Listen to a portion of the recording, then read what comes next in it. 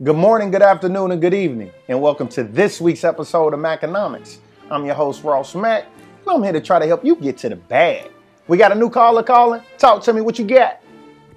Hey, Ross Mack, it's Maddie from Vegas. How you doing? It's been a while. All right. So, unfortunately, this past weekend, my husband died. Oh, damn. I know. It's tragic, but also, I only knew him for 3 weeks, so, I'm gonna move on.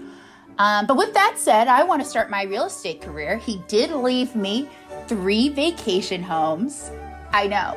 My girl who I used to dance with said that I should sell them, but I wanted to check with the expert himself. So what should I do? Great question. One, sorry, I want to extend my deepest condolences. But quick question, where are these vacation properties located?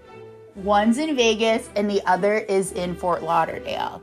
Okay. I think you got some great problems to have, right? When it comes to thinking about, what you should do with your vacation properties, let's first try to take an overall view on what you think the housing market is going to do, right? We first want to look at, let's analyze what we think pricing is going to do.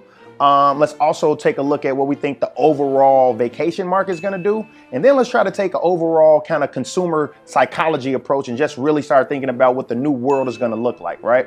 Especially with work from home. So now first let's talk about pricing. So what actually determines the pricing of homes? Supply and demand. And right now, believe it or not, there is more demand than there is supply. So due to that fact, pricing has either been stable or slightly up.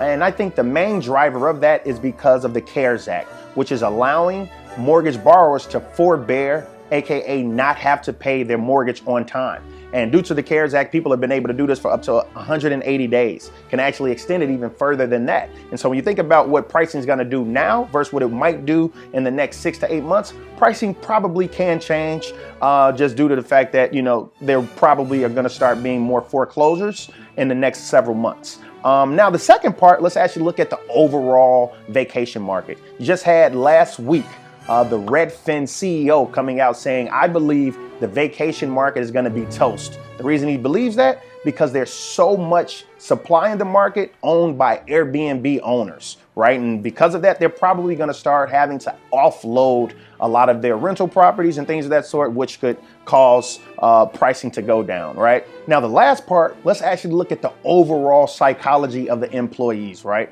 Just had last month or so, you had the Twitter CEO coming out saying, you know what? Everybody that works at Twitter can now work from home indefinitely. And I do think there are going to be a lot of other companies to follow suit. We're seeing employees being able to, one, work from home safely, as well as still be effective in their own work, right? And so I do believe moving forward, a lot of people are going to say, I'd much rather just work from home. And if that is the case, why would you want to live in a state like California, or better yet, a city like San Francisco, who has the highest levels of rent and property values, right? Why not live somewhere that's a lot more cheaper? And there, let's look at your properties. Let's actually say, if I'm able to still make a Silicon Valley salary, but live in a state that actually has no income tax, you might want to start doing that. And I believe moving forward, a lot of other employees are going to start wanting to live in places that don't have income tax, or just smaller cities that don't have, as high as rents or things of that sort, right? But obviously, Texas and Florida, your 2 properties,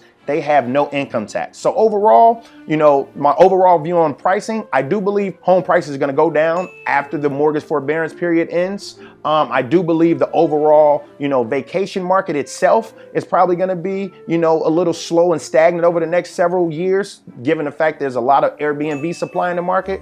But lastly, I think that, the properties that you own are in sweet spots. I believe, a lot of people are going to start, migrating to, cities that have no income tax, or just, smaller cities in general that, provides a better quality of life. I really hope that helps. Next caller, talk to me, what you got?